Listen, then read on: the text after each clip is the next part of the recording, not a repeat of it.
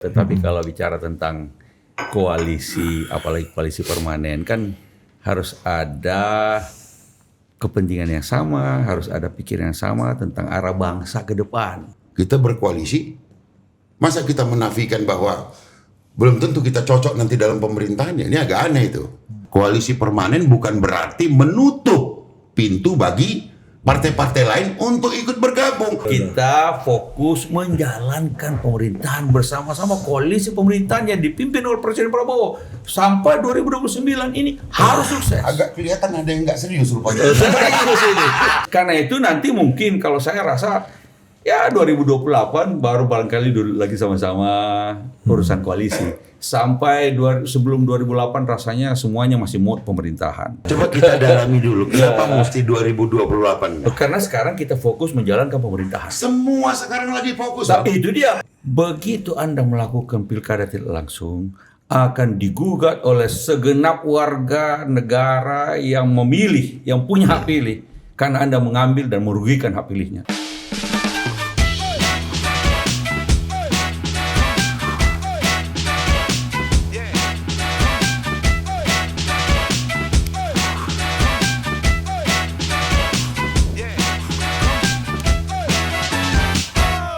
Oke, kita kembali lagi di Total Politik dan hari ini udah bersama senior kita, senior. Ya, yang satu mantan surveyor, ya kan? Sekarang jadi pimpinan partai, ya kan? Bersama Presiden SBY dan Tum AHY, Om Andi Malarangga. Iya, thank you Om Anto sudah hadir. Mantap. Ini juga survei juga. Survei Tapi Komlo. ada di seberangnya yang mengatakan bahwa surveyor kita itu survei Komlo itu, kok jangan percaya Dinda. Sekarang kita nggak tahu, itu kan dulu waktu capresnya itu, partainya itu. Sekarang ganti partai yang berganti ketum ini pasti percaya survei Dan Komlo. ini dua partai, mereka ini dari dua partai yang dua-duanya terafiliasi dengan presiden, luas. Oh iya. Presiden SBY satu dengan satu lagi Presiden Jokowi. Ya Iya. kan? Nah, Dan dulu dua kandidat yang diusung sama dua beliau ini di pemilu lalu hampir bersatu. iya. Cuma karena ada musang berbulu domba ini kalau kata Pak SBY kan. Jahat bukan. Iya, batil bukan. Iya. Bestari baru. Mantap. Mana Kanda? Iya. Siap. Aku baru tahu ternyata Kanda ini dulu 6 bulan di Bali ini jadi instruktur selam ini yang ngajarin bule-bule ini, gimana ceritanya? Wah itu, pada satu kesempatan tuh di tahun 90-an pada waktu itu susah kali nyari kerja di Jakarta. Jadi kita pergi ke Bali. Bali belum selama sekarang nih ya? Belum, masih tempat saya itu di Bali Utara itu masih kampung gitu. Baru ada 2 resort, sekarang sudah berkembang pesat. Saya kebetulan diberi kesempatan untuk mengelola salah satu resort di situ.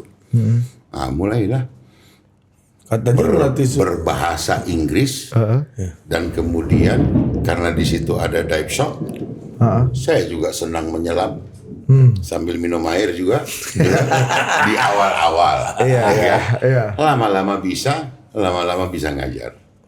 Dari mulai tak bisa bahasa Inggris, ternyata praktek langsung itu jauh lebih hebat daripada kita dan lebih cepat ketimbang kita ambil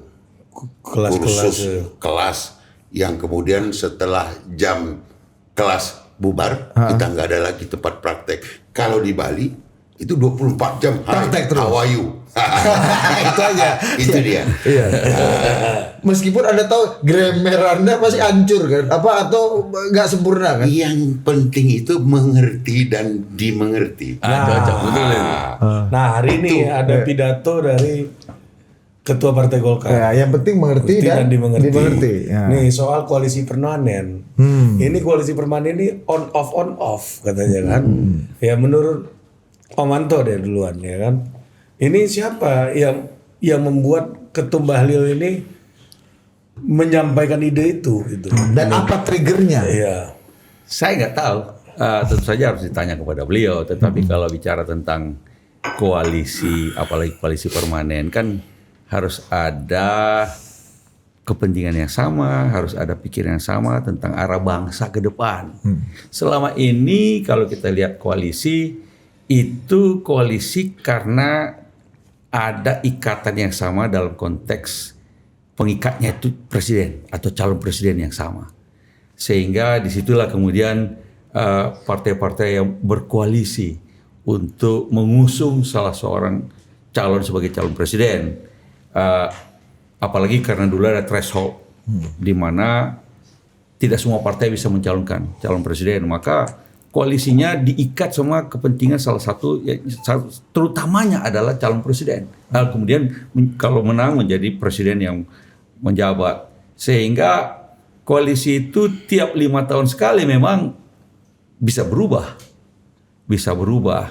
Kalau itu mau dipermanenkan, pertanyaannya kan kalau koalisi kan harus berpikir tentang apa kepentingan yang sama ke depan, apa pikiran yang sama tentang arah bangsa ke depan. Nah, itu yang saya agak sulit dalam konteks multipartai di Indonesia untuk melakukan melihat apa yang menyamakan, kecuali dalam 5 tahunan itu adalah pemilihan presiden.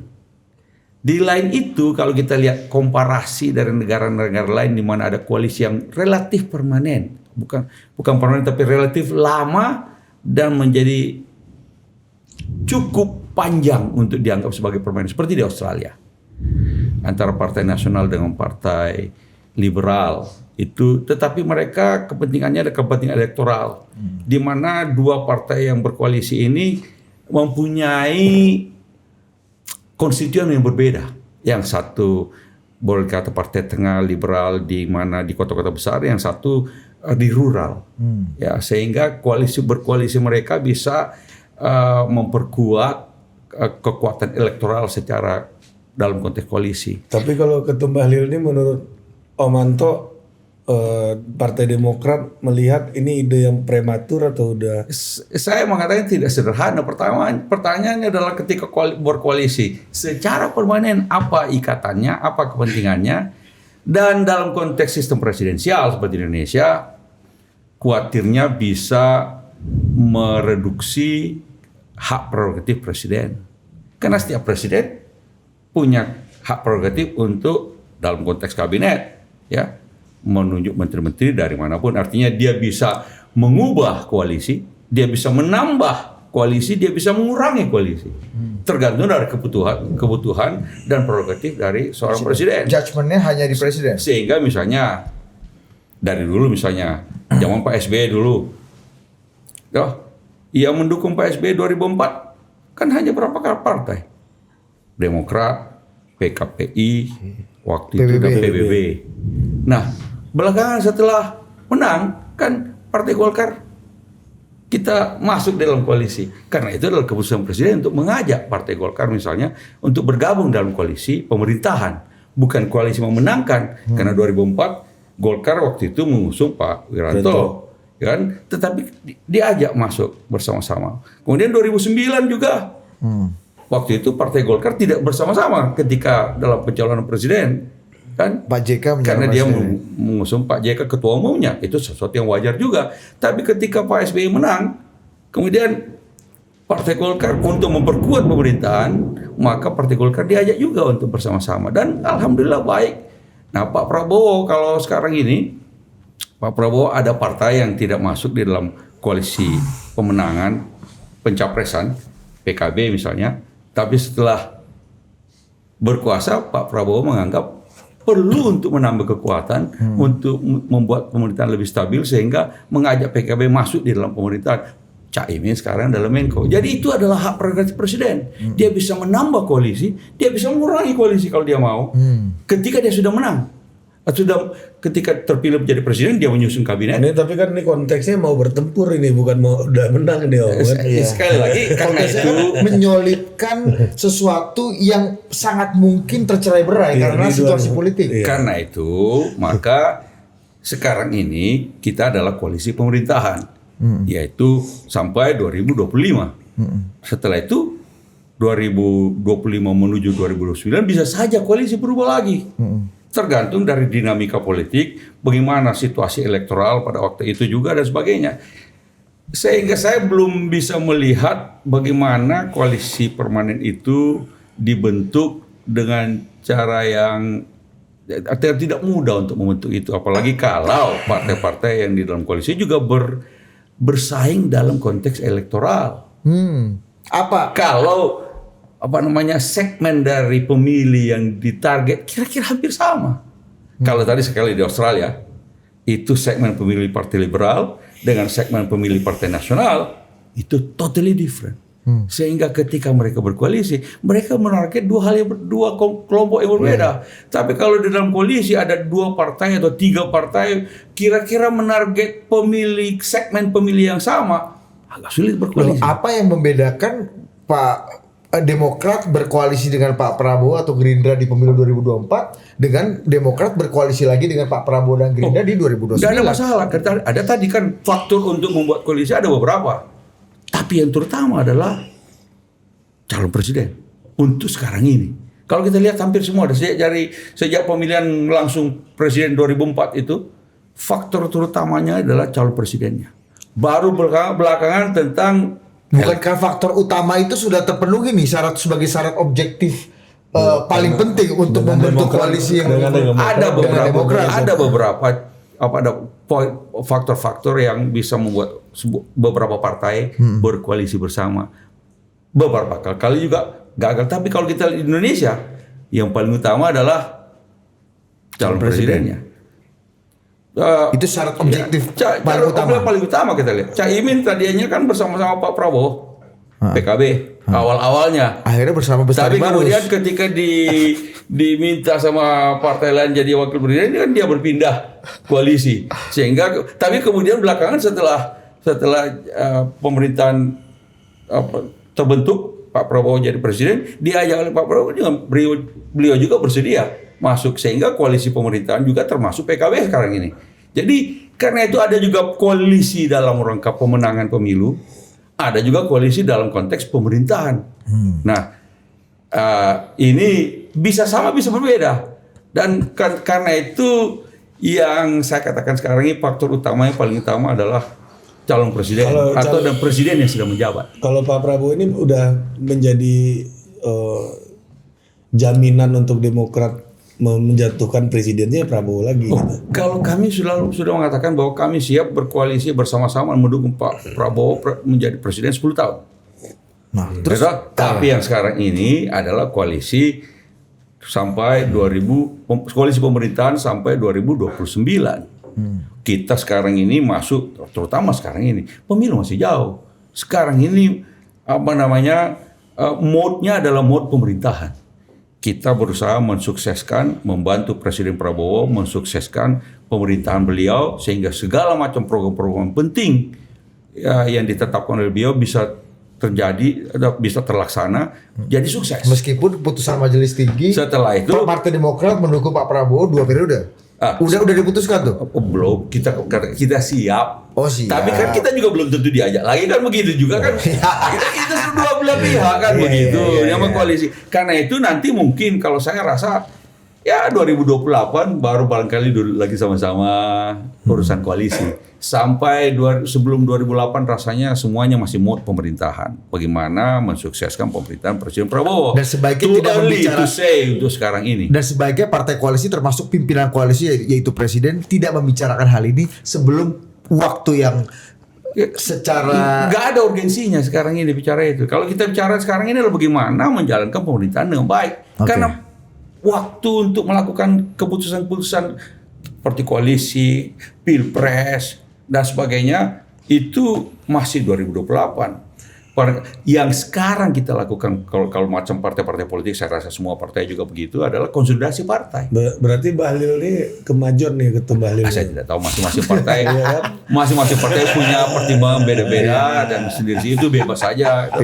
Kita masuk kalau Partai Demokrat, kami dalam mode pemerintahan. Karena gini, kasih konteks sedikit. Karena gini Bang, tahun lalu kalau masih ingat di HUT Golkar ini kan kemarin Kanda Bahlil ngomong di HUT Golkar. Di HUT Golkar tahun lalu, Ketum Bahlil ini juga ngomong bahwa Golkar akan berdiri paling depan untuk mengawal evaluasi pilkada, termasuk kita membuka potensi atau peluang pilkada dipilih oleh DPRD. Pak Prabowo kelihatannya sumringah, happy dan bilang, ini semua ketum partai ada di sini nih. Kalau gitu kita putuskan sekarang aja nih. Tapi kan Pak Bahlil juga bilang, Tapi kalau kita bikin sekarang nanti diuji ke Mahkamah Konstitusi. Iya, Kan iya. bisa begitu. Tapi maksudku gini. Karena kalau itu dilakukan, Iya. ya pasti akan bertubi-tubi, akan ada pengajuan kepada Mahkamah Konstitusi. Kenapa? Ada hak rakyat yang diambil, hak memilih langsung presidennya. Itu diambil diserahkan kepada DPRD. Pak, setiap orang pemilih itu bisa menggugat ke Mahkamah Konstitusi bahwa haknya diambil dan dirugikan. Tapi ini Secara langsung. Bang Besari, Partai Demokrat nih Bang Anto ini udah satu bantal beda mimpi nih kayaknya. Iya. Gimana Bang? Iya. Masalah koalisi permanen ini kata Bang Anto tunggu dulu. Ya, saya kira saya awali dengan begini, bahwa satu pemerintahan baru katakanlah ya Pak Prabowo dengan Gibran sebagai presiden dan wakil presiden tentu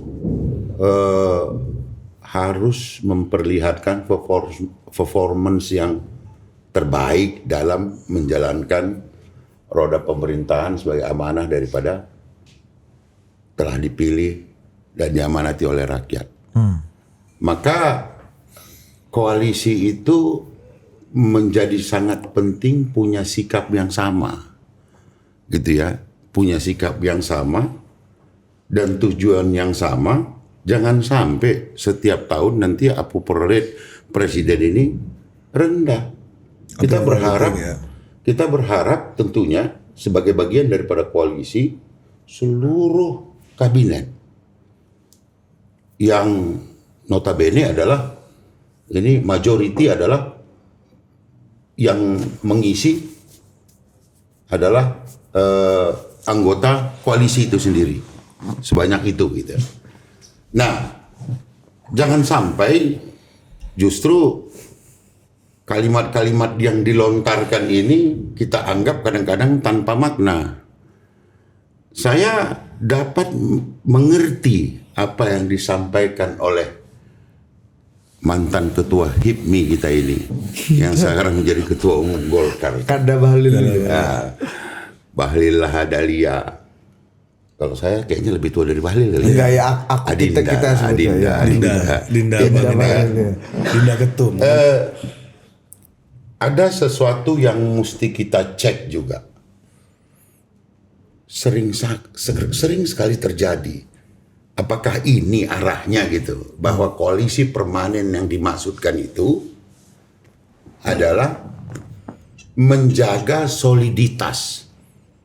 Tidak hanya di tataran pemerintahan di tingkat pusat, tapi turun ini. Kenapa?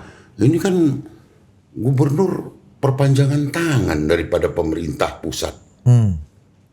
Jangan nanti besok-besok presidennya kampanyenya mengkampanyekan dirinya didukung oleh partai 1, 2, 3, 4, 5. Begitu turun ke bawah sedikit, sudah 6, 7, 8, 1, 2.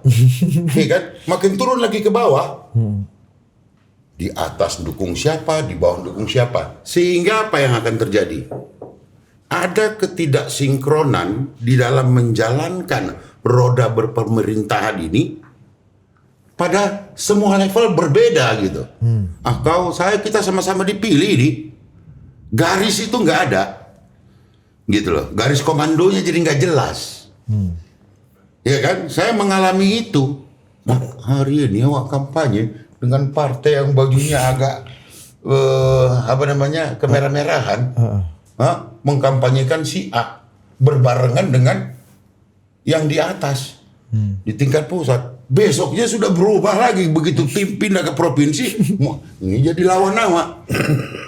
Ini juga perlu menjadi perhatian kita. Saya sebetulnya kalau menerjemahkan ketua umum Golkar ini agak bagus juga untuk menjadi perhatian bahwa yolah sampai ke bawah. Bila mana ternyata dalam perjalanan, katakanlah di 2029 nanti disepakati ternyata okelah koalisi permanen menang lagi, ya kan?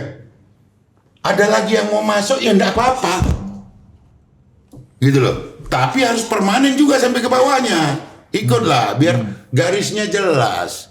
Jadi jangan kemudian diartikan ini sebagai, menurut kami Jangan diartikan ini sebagai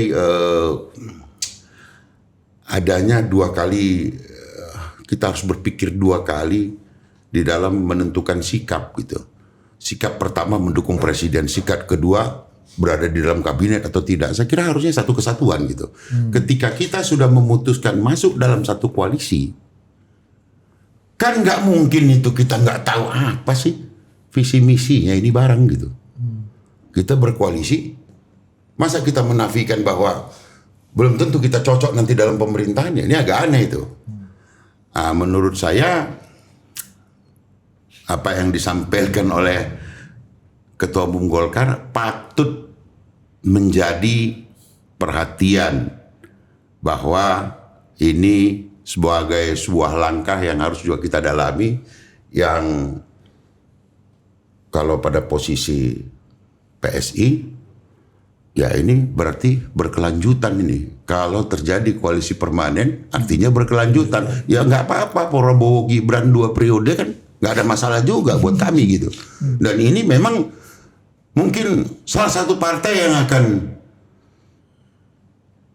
mengatakan setuju apabila ini ada koalisi permanen, ya kami lah. Gitu, karena kita yakin 5 tahun itu tidak cukup untuk menyelesaikan masalah-masalah yang agak fundamental, tapi paling tidak kalau dia 2 periode dan didukung oleh kekuatan besar, ada Demokrat di sana yang jangan terlalu terburu-buru, maksudnya ini bisa membawa kebaikan. Yang paling penting saya yakin Demokrat juga berpikir bahwa ke depan ini apapun yang dilaksanakan oleh presiden ini dan bisa kita sepakati tentunya untuk kemaslahatan masyarakat bangsa. Saya kira itu. Jadi idenya Pak Bahlil ini bukan masih jauh panggang dari api. Ini udah lama dibicarakan. Sudah banyak angin-anginnya dari dulu. Dulu Bang Surya Paloh juga sebagai Ketua Umum Nasdem kalau nggak salah pernah mengisyaratkan itu. Kalau nggak salah, kalau salah saya tolong dikoreksi. Ini udah bareng matang ini Bang ya. Sepertinya pada hari ini kita harus berpikir lebih progresif ke depan. Bagaimana kemudian di eranya Pak Prabowo dan Mas Gibran ini ada sesuatu yang akan dijadikan legasi ke depan, bahwa koalisi permanen bukan berarti menutup pintu bagi partai-partai lain untuk ikut bergabung. Oke lah, periodisasinya berapa? 5 tahun atau 10 tahun? Kalau tadi kan 10 tahun nih, Abang dah. 5 aja lah dulu.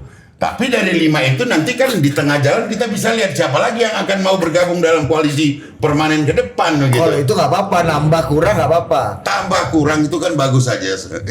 Artinya intinya adalah, adakah keburukan yang akan kita terima dari itu? Saya nggak melihat ada gitu. Nggak ada keburukannya? Tidaklah.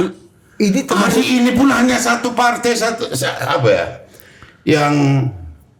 yang ikut bergabung setelah koalisi Kim itu kan hanya PKB PKS. Itu. Nasdem juga mengaku kan mendukung. Iya, pada akhirnya kan menyatu. Ya nggak apa-apa, dibuka juga pintu. Tetapi ke bawahnya tentu koalisi permanen ini mengedepankan, ini kita.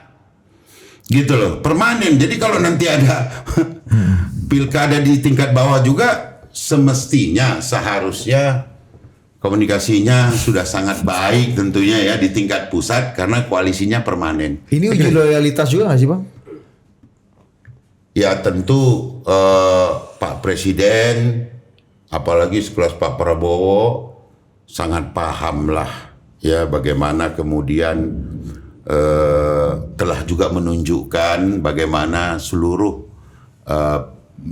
partai koalisi itu hari ini sepertinya sumringah seperti sumringahnya senyum Bang Andi Malarangeng. Gitu.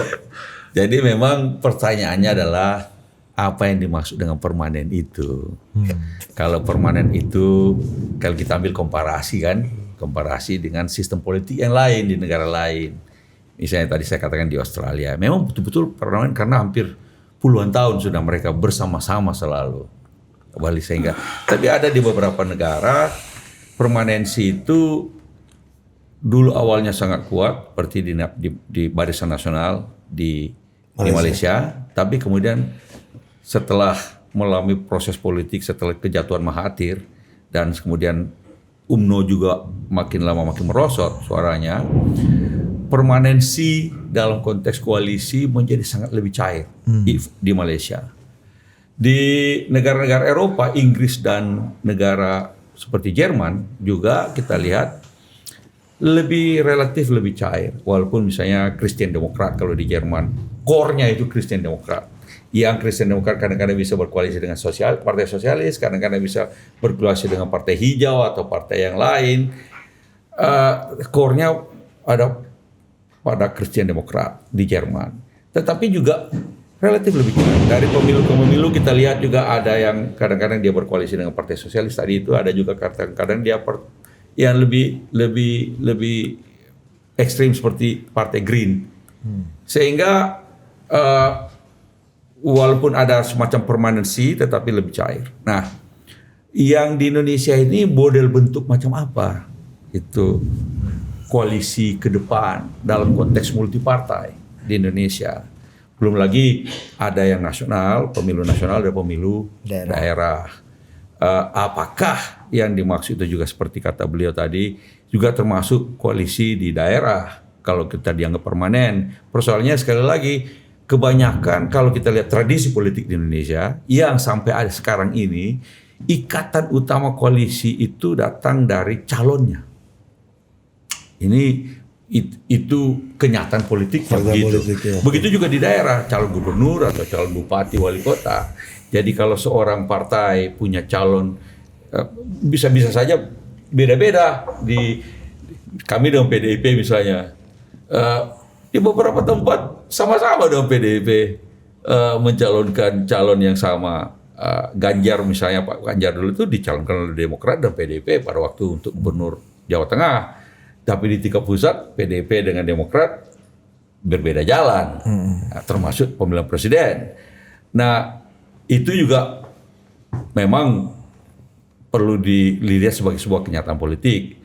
Di tingkat nasional memang tetap calon presiden dalam rangka pemilihan ya. Begitu masuk pemerintahan itu bisa bertambah biasanya tergantung dari presiden terpilih. Nah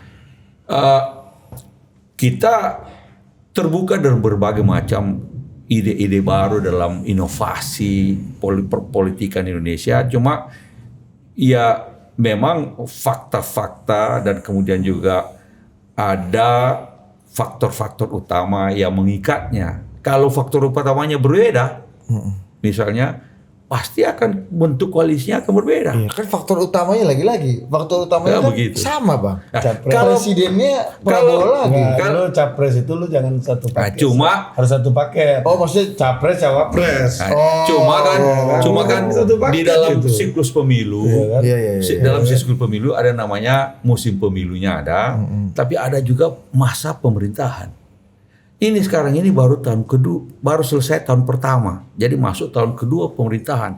Biasanya pemilu itu, siklus pemilu memberikan paling bagus kalau bisa 4 tahun masa pemerintahan. Sehingga program-program pemerintahan itu kita fokus bersama koalisi pemerintahan, menjalankan tugas-tugas pemerintahan sehingga pemerintahan bisa sukses. Paling tidak 3 tahun. Om Anto, kalau semua fokus itu nggak mungkin ada omongan soal permanen ini dong. Intinya, bagi kami Partai Demokrat, komitmen kami kepada Pak Prabowo adalah seperti itu, bahwa kami sekarang ini kami mendukung pemerintahan Presiden Prabowo sehingga bagaimana caranya supaya sukses. Semua kader Partai Demokrat yang ada dalam pemerintahan, baik di tingkat pusat maupun di daerah, sama-sama diperintahkan langsung dan dia berfungsi untuk menjalankan dan itu memungkinkan ada kontrak baru, ada evaluasi baru, dukungan Partai Demokrat kepada Pak Prabowo. 2028 perkiraan saya sebagai pengamat politik juga, artinya orang bisa 2008 kira-kira baru duduk bersama lagi. Kalau sekarang duduk bersama kan yang ada adalah rapat kabinet. Dan rapat kabinet itu yang dibicarakan adalah kebijakan-kebijakan negara. Tapi duduk bersama dalam konteks koalisi partai-partai di mana ketua-ketua umum dipanggil. Kira-kira 2028 mungkin Pak Prabowo panggil kita, panggil ketum-ketum semua. Bagaimana nih 2020 menjelang pemilu 2029 nih? Bagaimana? Kami siap untuk duduk bersama pada saat itu. Ini rapi dan ideal sekali. Saya tadi sudah menyampaikan suara hati dari PSI ini adalah bahwa kita tidak selalu harus melihat siapa figurnya, gitu. Tetapi lebih kepada apa yang akan dia hasilkan. Bila mana kemudian kita berkumpul nanti, memang pasti karena akan menyambut pemilu berikutnya. Namun saya ingat nih, Pak SBY itu pernah tuh menyampaikan langsung kepada Pak Prabowo. Petikan akhirnya itu aja yang saya dengar. Beri kami tugas. Betul ya? Betul. Jangan sampai Betul, selesai nanti. artinya kita siap menerima tugas-tugas dari Presiden. Artinya yang sudah menjawab. Artinya, bila mana ternyata koalisi permanen ini adalah sangat ideal dianggap oleh Pak Prabowo ke depan, demi untuk menuntaskan, saya kira cita-cita daripada pemerintahan ini terlalu singkat bila dia harus diwujudkan dalam waktu yang sangat sebentar, 4 tahun ke 5 tahun gitu. Satu periode. Tetapi kita berharap ini Pak Prabowo ini sehat walafiat, dan pada saatnya bila mana ternyata tanpa pun kita berkata-kata, tetapi kemudian ini panjang 10 tahun, itu sudah koalisi permanen pada tingkat level pusat dulu lah, gitu. Dan mudah-mudahan apa yang diberikan katakanlah oleh Pak Prabowo hari ini, tugas-tugas baik kepada Demokrat, baik kepada PSI, baik kepada partai-partai lain yang sudah bergabung di dalamnya itu adalah satu perikatan yang sangat saling menghargai satu sama lain, dan kelihatannya juga semuanya sudah nyaman. Saya kira ini penting ini untuk menjadi isyarat jauh lebih awal. Cuma begini, saya hadir sendiri di Hambalang. Tapi itu ada ya menyampaikan itu ya, betul ya. Bung Bestari juga hadir waktu kita di Hambalang. Dikumpul semua partai-partai koalisi. Saya belum, saya karena Waktu itu masih lain. Kita dikumpul di Hambalang pada waktu itu. Boleh ikut di tim sinkronisasi dulu. Nah, pada waktu itu Pak Prabowo langsung di depan kita semua. Ketua-ketua umum partai ada semua, jajaran-jajaran petinggi partai ada semua. Udah, sekarang zamannya pemerintahan harus sukses. Beliau menjelaskan berbagai macam program-program pemerintahan yang yang harus disukseskan. Soal 2029 nanti aja. Dia bilang begitu. Jangan dulu. Waktu itu ada beberapa kawan-kawan Gerindra kan sudah waktu itu sudah bicara tentang periode kedua. Malah beliau menegur waktu itu. Jangan bicara soal itu dulu. Sekarang bicara tentang bagaimana program-program ini berjalan. Jadi menurut Anda apa yang dikatakan Pak Ketum Bahlil ini tidak merepresentasikan suara hati dan keinginan yang luhur dari Pak Prabowo? Apa keinginan asli dari Pak Prabowo? Saya tidak tahu kan beliau ini punya analisa. Yang kami tahu pada waktu itu dipimpin langsung rapat akbar kita semua partai-partai dan jajaran-jajaran petinggi partai semua begitu. Urusan nanti 2009 nantilah. Gitu. Kira-kira begitu intinya Pak Prabowo. Waktu itu beliau menjelaskan tentang bagaimana Danantara, bagaimana MBG, bagaimana dengan Koperasi Merah Putih. Itu semua yang ada di dalam penjelasan beliau. Saya kira dan kita diminta mendukung semua itu. Saya kira gini loh. Suara untuk ini kaget. Kita pun kaget. Ini betul-betul langit terbuka mendengarkan pembicaraan kita ini. Ya serius sekali lah kalian dua katanya kita ngomong gitu. Bukan lagi kami buka pintunya ini, mana tahu masuk. Lanjut. Jadi gini, kalau yang menginginkan itu pada hari ini adalah Pak Prabowo, memang kurang pas. Tetapi dalam perjalanan ini, pertama Pak Jokowi sudah menyampaikan ya kepada kami nih, dukung Jadi bahasa Jawa. Prabowo Gibran 2 periode bahkan itu. Sempat di situ oleh media lu rame itu. Pakai klaim nggak? Klaim dukung gitu kan. Pokoknya dukung. Disambut lagi oleh Ketua Umum Partai Golkar Kanda Bahlil. Dinda kalau saya Dinda. Ya toh?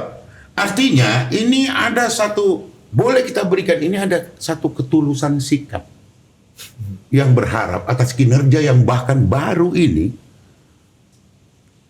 Pak Prabowo harus kita protek ke depan. Untuk apa? Untuk supaya jangan cepat-cepat meninggalkan kancah politik ini hanya di 1 periode. Tapi kita berikan nih janji. Energi dia, Bang. Ya, janji bahwa ini adalah koalisi permanen sehingga Bapak lebih nyaman dalam bekerja. Bapak tenang saya bekerja. Bapak tenang Kita saja. urus barang ini. Tenang Pak Prabowo. Itu ada yang sampaikan pada waktu itu di kampanye juga tuh. Saya sudah ada di sini. Paling tidak kalau hari ini kita bilang, tenang Pak Prabowo, PSI akan bersama Bapak dan Demokrat juga. Kami pun mengatakan begitu bahwa 2 periode. kita siap mendukung Presiden Prabowo 10 tahun. Karena itu maksimum toh. Siap. 2 berkelanjutan dong. Toh? Lalu kemudian Artinya nggak ada problem dong harusnya. Artinya nggak ada problem. sekarang ini Tapi, kita fokus menjalankan pemerintahan bersama-sama, koalisi pemerintahan yang dipimpin oleh Presiden Prabowo sampai 2029 ini harus sukses. Agak kelihatan ada yang nggak serius rupanya. Serius ini. Serius.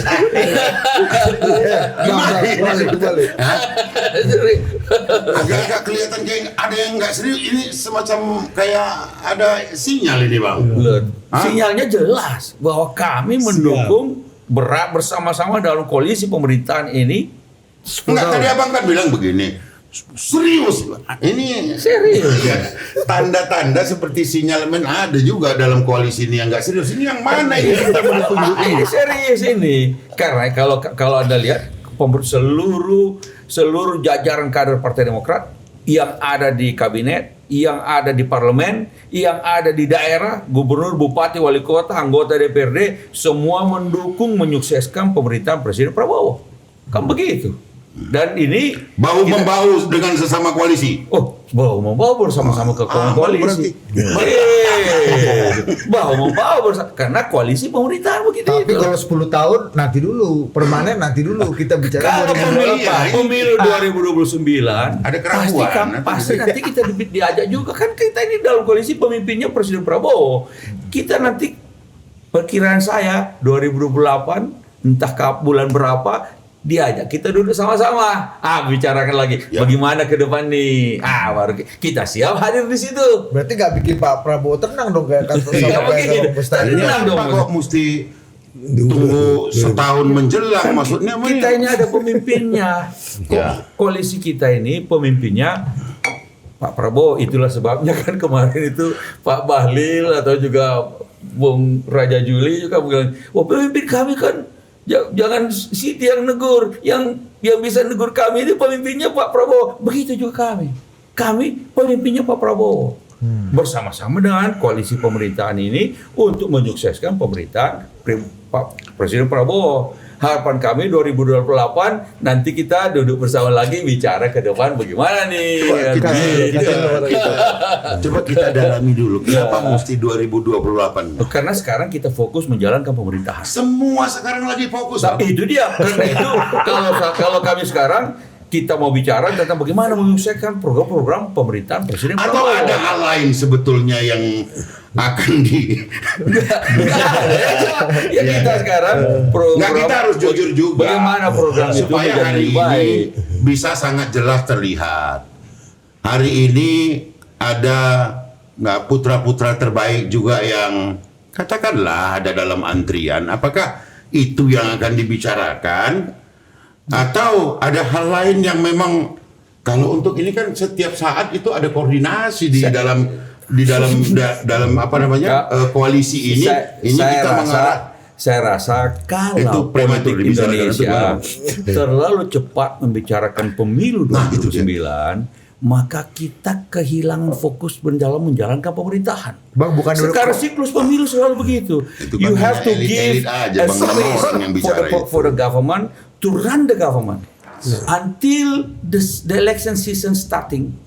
The election season starting itu mulai kira-kira menurut saya awal 2028. 2029 mungkin sudah mulai ada sedikit. Nah, bukannya kalau kepastiannya dimajukan jadi lebih lama pastinya, Presiden Prabowo sendiri bilang begitu kok di depan kami.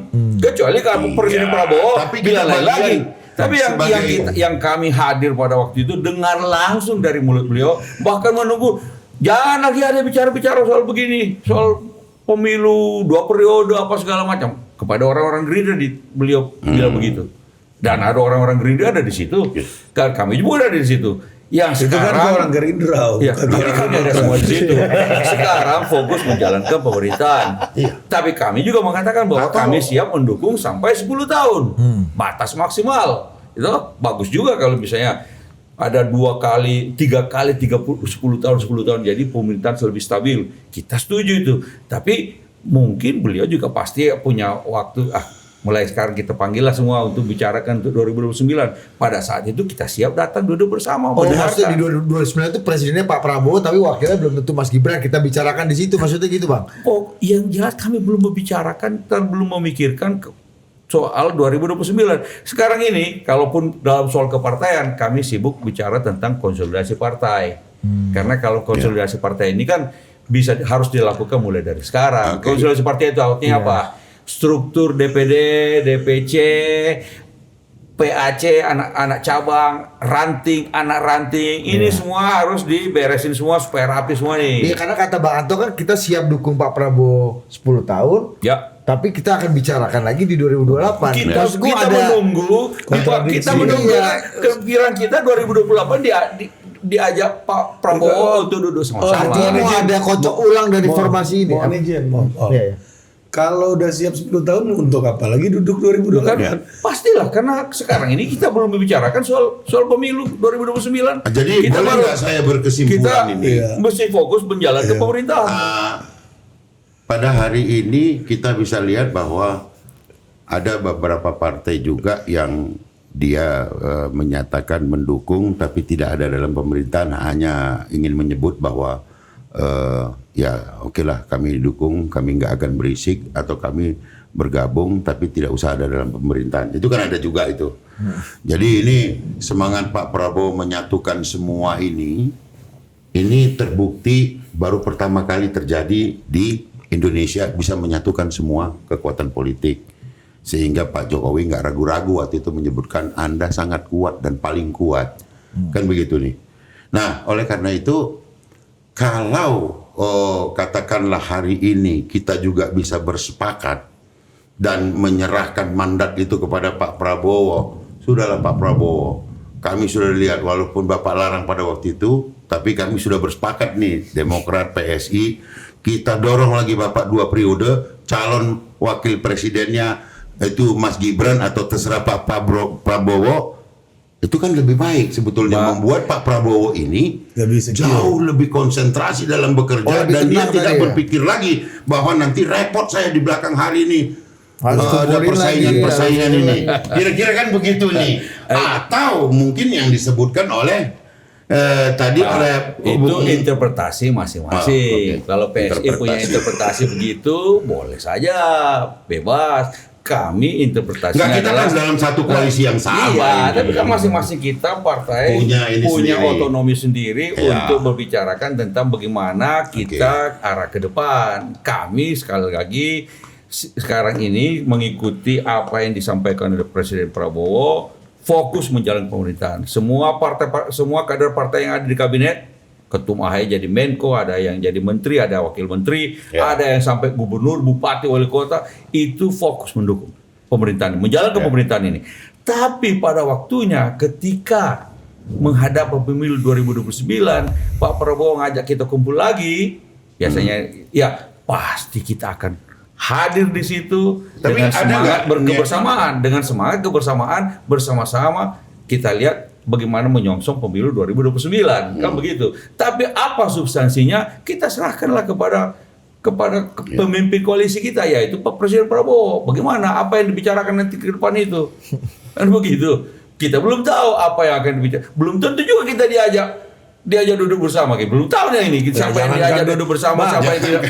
Lemok itu, baik kita PDI aja duduk aja. Maksudnya kita ini sendiri juga, kita ini kan ada pemimpin koalisi itu. Kita menunggu dalam posisi bukan kita yang menentukan agenda pertemuan itu apa bagaimana, tapi nanti kita diajak 2028, mungkin awal-awal 2028 begitu selesai urusan tahun baru, mungkin Pak Prabowo ngajak kita duduk sama-sama.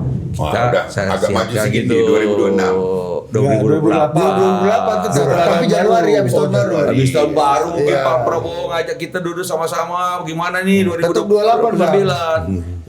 Karena kalau harapan saya kita sampai 2027 bicara tentang pemerintah. Ya, tapi kalau kami mungkin berpikir begini, kapanpun Presiden membutuhkan PSI, maka PSI akan hadir gitu Pak. Dan tentu kita juga menghimbau kepada yang lain sebagai sesama anggota koalisi ya, kita ini pastilah kalau sebisanya kita kalau Presiden gitu loh. Prabowo ngajak kita duduk sama, kita juga bersiap duduk sama-sama. Nggak kompak kan, guyup sebisanya guyup kompak, berarti ada ketidakkompakan gimana Bang? Iya. Kan sampai ada gini Bang, bayangannya gua sama Ari. Kalau Kanda Bahlil ngomong gitu, berarti ada yang udah lagi joget-joget nih. Ada on off. Atau ada Pak Prabowo ngomong on off. Atau Pak Prabowo punya kekhawatiran akan ada yang berpotensi kayaknya itu off gitu. script itu Nah ini, omongan Kanda Bahlil. makanya saya ingin Iya, sampaikan kan? begini. Di luar script. Perlu mungkin dialog ataupun komunikasi politik antar sesama partai koalisi ini juga seharusnya tetap dibangun gitu. Saya kira nggak ada haramnya. Mungkin kami nanti akan bertanya kepada Ketua Umum Golkar, maksudnya itu apa, gitu kan? Kalau itu cocok bagus, ya untuk apa kita tolak? Tetapi kalau kemudian kita harus warnai dengan apa yang menjadi harapan kita juga ke depan terkait dengan tawaran koalisi permanen ini, mari kita saling mewarnai. Gitu. Itulah makanya. Makanya begini. Apakah koalisi permanen ini umurnya berapa lama?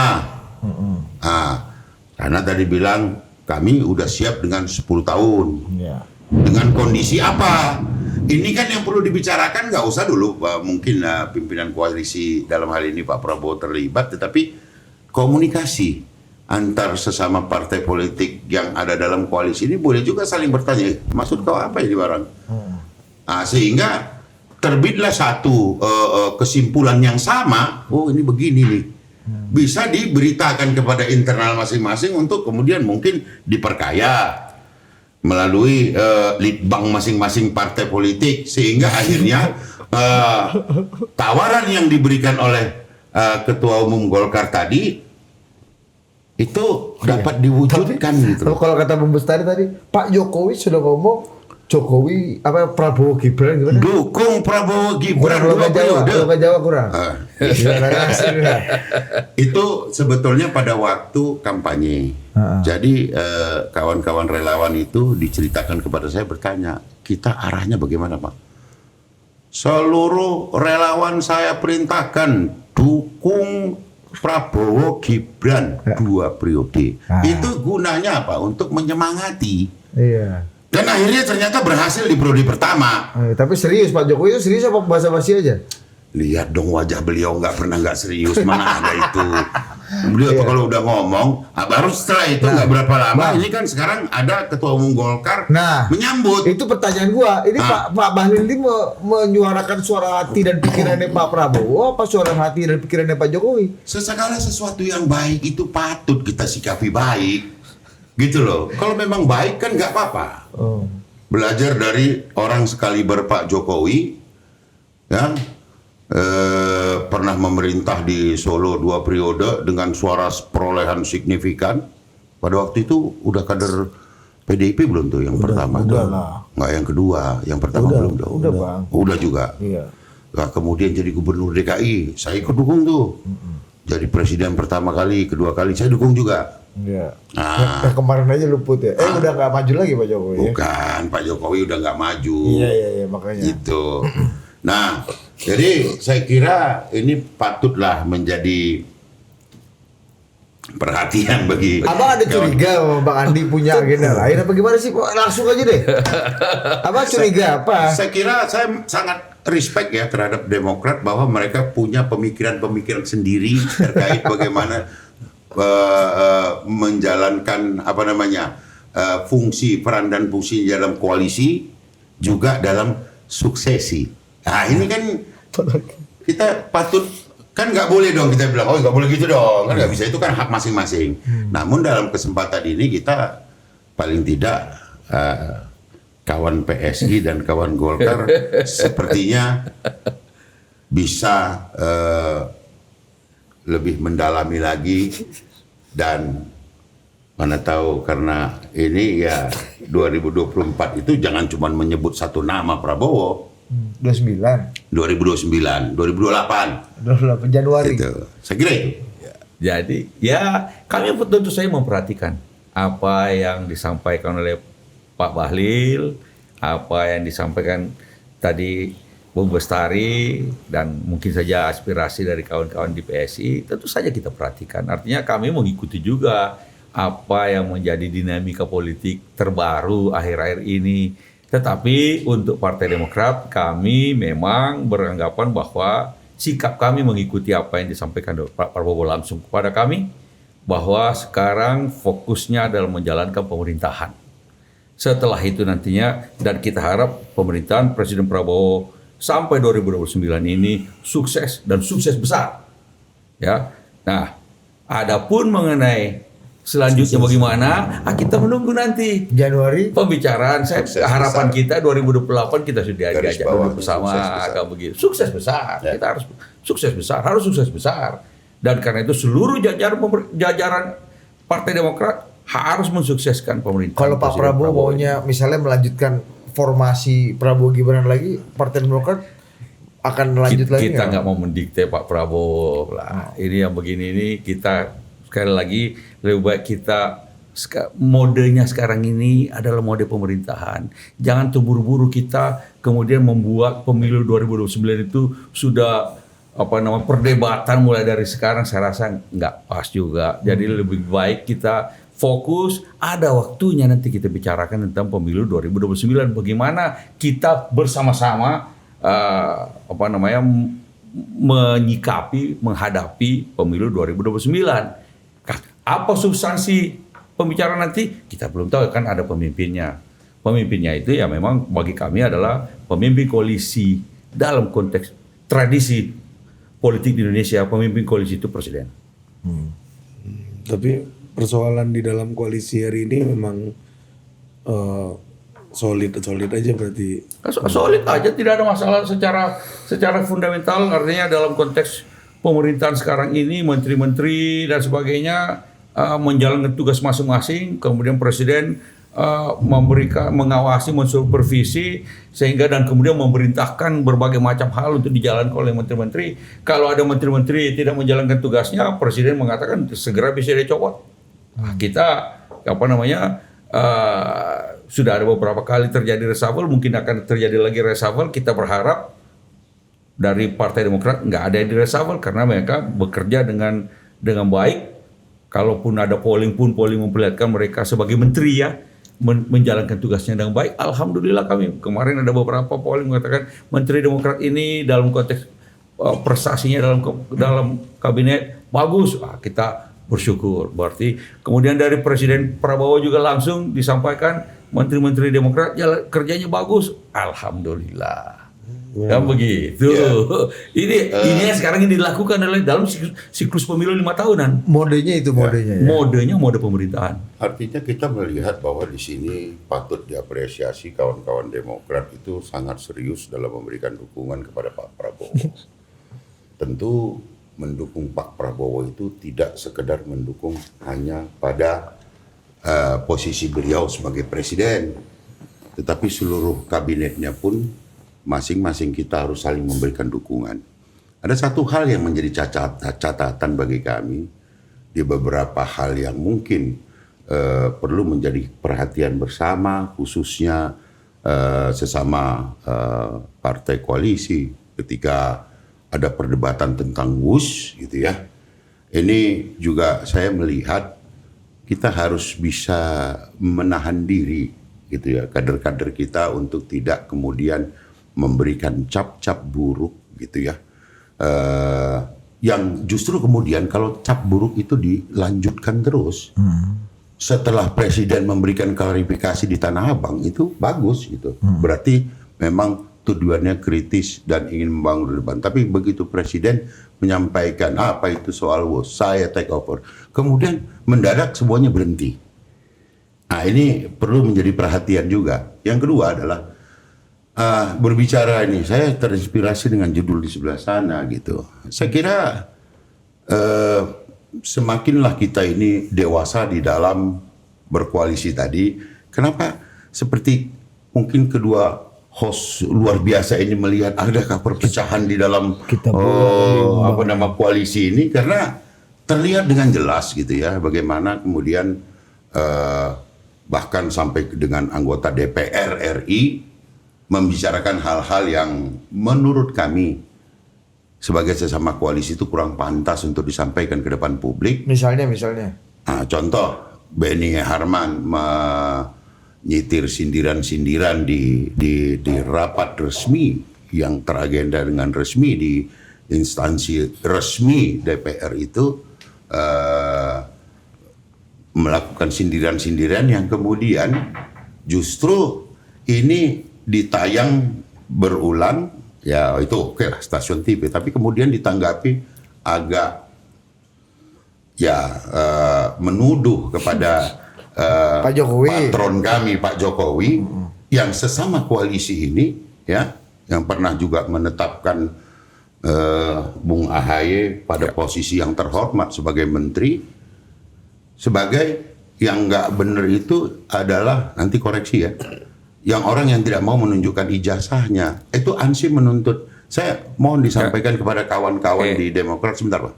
Pak Jokowi itu di kami setara dengan Pak SBY di Demokrat.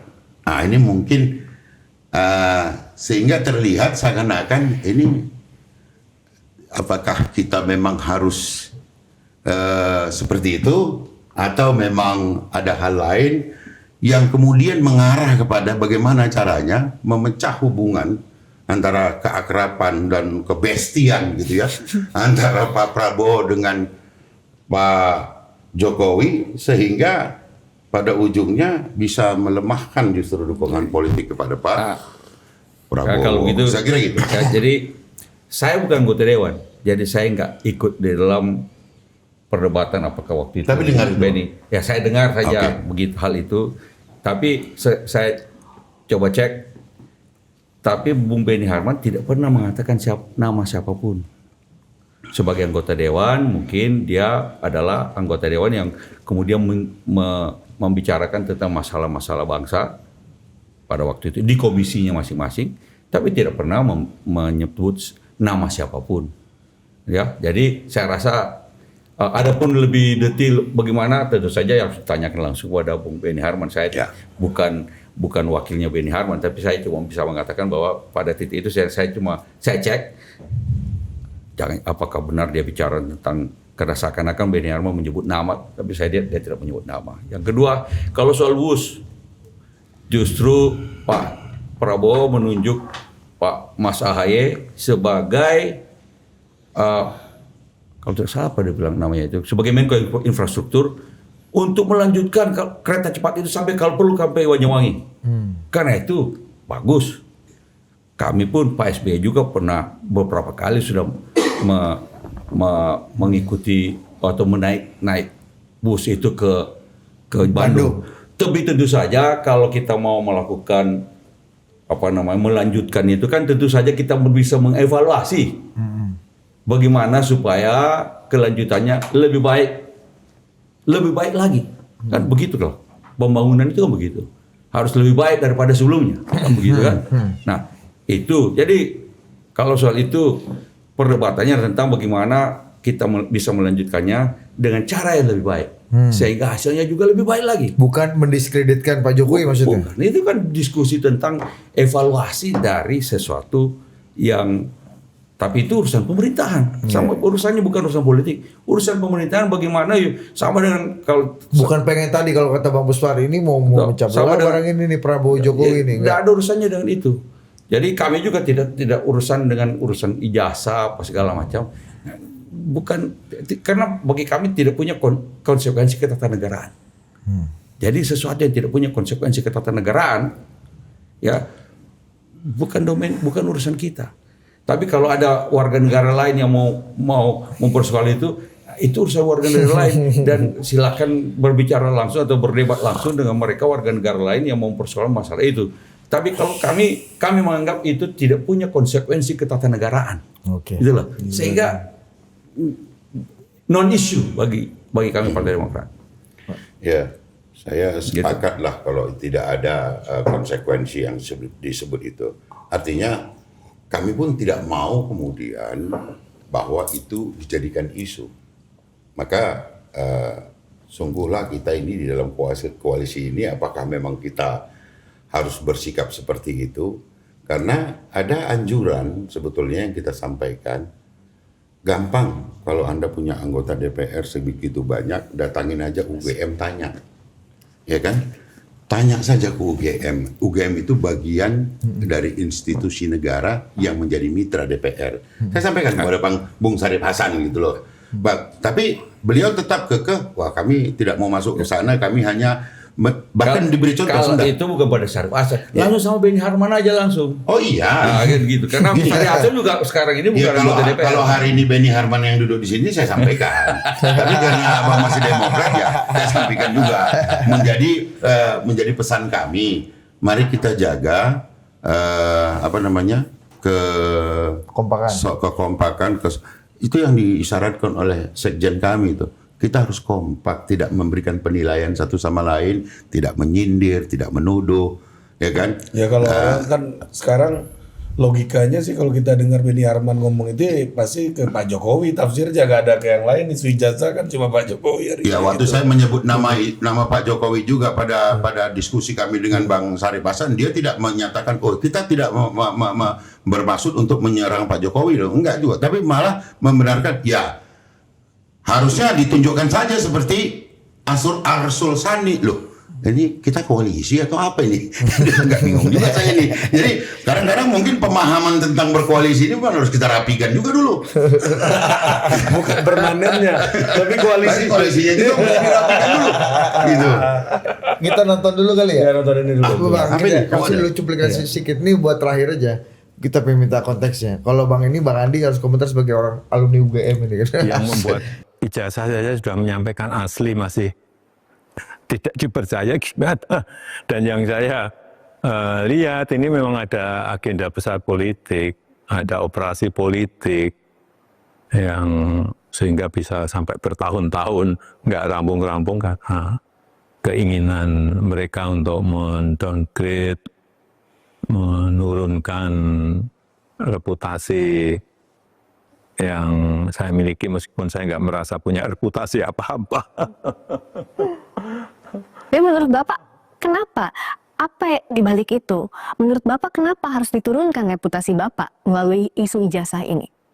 Ya mungkin untuk kepentingan politik. Kenapa sih kita harus mengolok-olok, menjelek-jelekkan, merendahkan, menghina, menuduh-nuduh?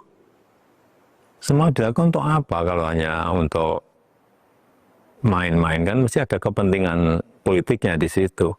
Tapi sekali lagi mestinya dalam masa-masa ekstrim seperti ini kita konsentrasi untuk hal yang besar. Untuk strategi besar negara, untuk kepentingan yang lebih besar bagi negara ini. Misalnya tadi yang berkaitan dengan menghadapi masa-masa ekstrim, menghadapi masa-masa perubahan karena artificial intelligence, karena humanoid robotik, sehingga jangan malah kita energi besar kita pakai untuk urusan-urusan yang sebetulnya menurut saya urusan ringan. Menurut Bapak masih yakin dengan pernyataan Bapak sebelumnya ada agenda besar dan ada orang besar di balik kasus ijazah? Saya pastikan Ya, Bapak sudah tahu gimana? kira-kira siapa di balik, Ya, saya kira gampang ditebak lah. tapi tidak Tidak perlu saya sampaikan. Oke. Gampang ditebak, nggak perlu saya sampaikan. Iya. Jujur saya sama Ari nggak tahu nih. Agak susah nebaknya. Saya juga mau tahu. Bang Anto juga kan gampang ditebak. Saya juga mau tahu. Gini ya, Apa maksudnya nih? Kan ini kan agak panjang patronnya. segini biar enak. Saya kira gini, Jadi makan Bang. kita Tebak, ini jadi politisi ini bukan 2 hari.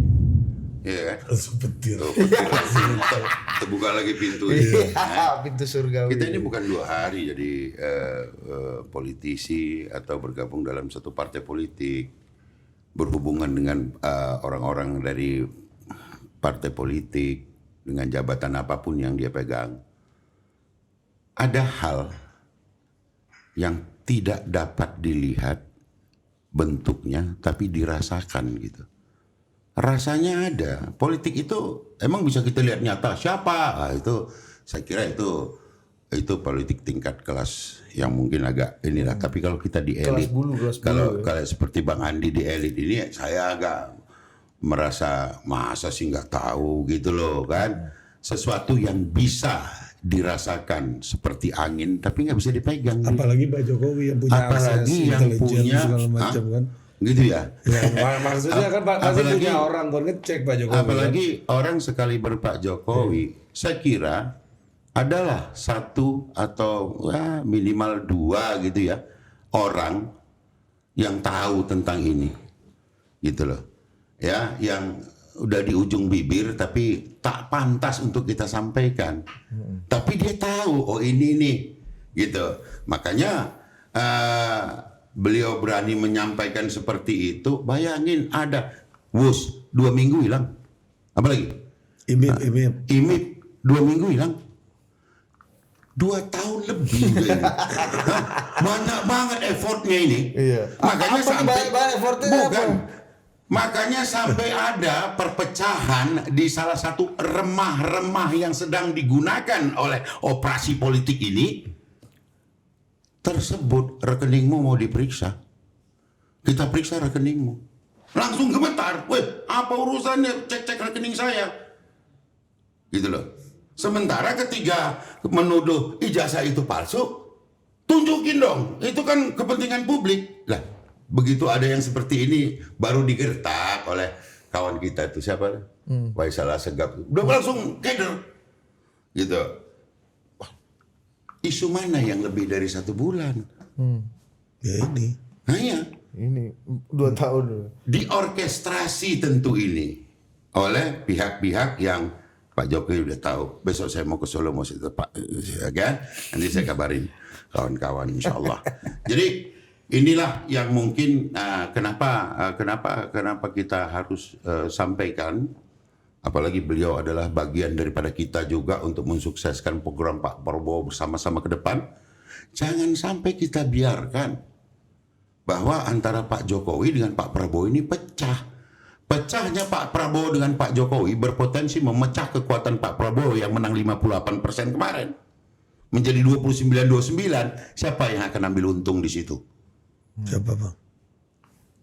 Lah kok pakai ditanya lagi? Nah, ini kayak Pak Kan Jokowi ya, begitu, Bang. saya kan harus niru beliau di depan saya.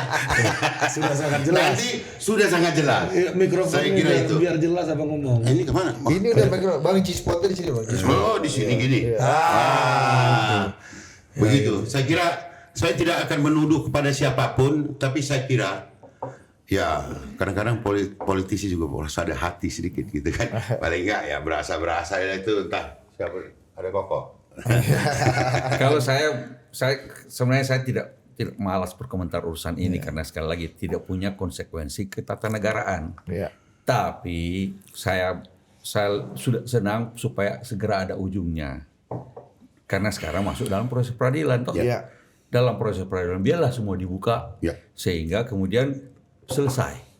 Begitu selesai ya kita harapkan urusan ini selesai karena cuma bikin kegaduhan 2 tahun tetapi tadi tidak itu. punya konsekuensi ketatanegaraan. Jangan-jangan pengadilannya Jadi, pun nanti nggak dipercaya ya, juga. Tapi itu paling tidak akan ada ujungnya nanti kalau proses peradilan kan. Setuju. Apapun nantinya akan ada ujungnya. Ya Itu harapan saya. Itu kalau urusan, tapi saya tidak mau berbicara tentang substansinya atau Ya, bagaimana soal segala kekuatan politik tadi kata macam. Saya Pak, juga mau tahu. Pak Jokowi. Bang Andi juga pengen tahu. Saya juga Penasaran pengen tahu. juga. Tapi Udah jelas karena katanya. saya nggak tahu. Siapa udah jelas gitu. Tapi kalau yang jelas kita berharap segera ada ujungnya. Supaya ini kegaduhan tidak perlu, kita bisa fokus dengan urusan yang lebih penting dalam konteks menjalankan pemerintahan ini. Oke. Ini ada berkonsekuensi pada tata negaraan nih, omongannya Pak Beni Harman lagi nih, Pak Omanto, soal Gini, kalau bicara tentang Bung Beni Harman, lebih baik Anda undang Beni Harman. Ya, Karena saya sendiri, saya bukan dia. Bukan juru bicara itu. Bukan juga juru bicaranya ini Pak berkonsekuensi Beni terhadap Harman. ketatanegaraan soalnya. Yaitu soal pilkada tidak langsung. Oke. Ya kan ini kan Ini penting nih. Oh, Mato ini Kalau pilkada tidak langsung, begitu Anda melakukan pilkada tidak langsung, akan digugat oleh segenap warga negara yang memilih, yang punya hak pilih. Karena Anda mengambil dan merugikan hak pilihnya. Mengambil hak pilihnya, merugikan hak konstitusinya, hak konstitusionalnya. Dan itu sudah berkali-kali dipoli berkali 80% rakyat Indonesia setuju dengan pemilihan langsung dan tidak setuju dengan pemilihan tidak langsung. Sudah tahu kita sudah pernah mengalami kok pemilihan tidak langsung itu. Pak SBY bahkan membatalkan keputusan Membatalkan politik di Kalau DPR. itu Ya. jelas posisi Partai Demokrat jelas. Ini argumennya sama kayak Pak Jokowi nih. Para pejuang demokrasi harus waspada karena pada saat ini ada kekuatan dahsyat, invisible power. Kan ada yang kekuatan besar di belakang isu ijazah gitu. Yang ingin mencabut hak paling penting dari rakyat, yaitu untuk memilih dengan secara langsung dengan alasan money politik yang sulit dikontrol. Mungkin saja alasan itu ada benarnya, namun itu bukan kesalahan rakyat. Solusinya tidak mencabut hak rakyat, melainkan dengan menjatuhkan hukuman seberat-beratnya kepada calon atau oligarki yang telah memanipulasi dan memanfaatkan kelemahan rakyat untuk meraih kekuasaan. Jangan pernah kedaulatan rakyat untuk memilih pemimpin secara langsung kita cabut kembali. Yang kurang kita koreksi agar menjadi lebih baik. Saya pikir begitu. Kalau gitu sudah sepakat kita di sini dalam hal ini, karena itu, dan Pak Bahlil sendiri kan sempat dalam pidatonya, saya masih ingat kalimat keduanya adalah ya bicara tentang pemilihan tidak langsung, tapi Akan digugat MK. akan digugat MK. Saya pastikan itu terjadi. Meskipun banyak yang setuju bahwa itu mewakili suara dan pikiran dan selera presiden. Kalau presiden sebagai pimpinan koalisi punya selera, pikiran, dan akhirnya memerintahkan itu sebagai Itu kan kebijakan koalisi. Itu kan spekulasi. Kami belum pernah dengar soal itu. Tapi kan Lah kan di Uhud itu juga nggak pernah kita kata presiden, lihat aja nih wajah nih yang Tapi menang kan- aja lesu, apalagi yang kalah. Yang ada adalah polling demi polling demi polling. Belum pernah saya lihat ada polling yang mengatakan polling dari mana aja bahwa masyarakat rakyat lebih suka pemilihan oleh DPRD. Belum pernah saya lihat. Karena polling demi polling dilakukan oleh siapa saja. 80%, 70 sekian persen. Ya sekitar itulah yang orang yang mendukung pemilihan langsung dan tidak mendukung pemilihan oleh DPRD. Argumentasi tentang money politik segala macam sama juga di DPRD. Kalau pemilihan tidak langsung, sekarang sudah bisa kita lihat juga itu pemilihan wakil bupati. Kalau bupati ada masalah diganti oleh wakil bupati. Kemudian wakil bupati kan kosong. Kemudian diadakan pemilihan oleh DPRD, isinya juga sama money politik juga. So daripada mencederai hak konstitusi rakyat pemilih, lebih baik kita pikir bagaimana menyempurnakan atau mengurangi persoalan-persoalan dalam pemilihan langsung itu. Ada kelemahannya, mari kita perbaiki. Bukan kemudian meniadakan hak konstitusi rakyat, mengambilnya.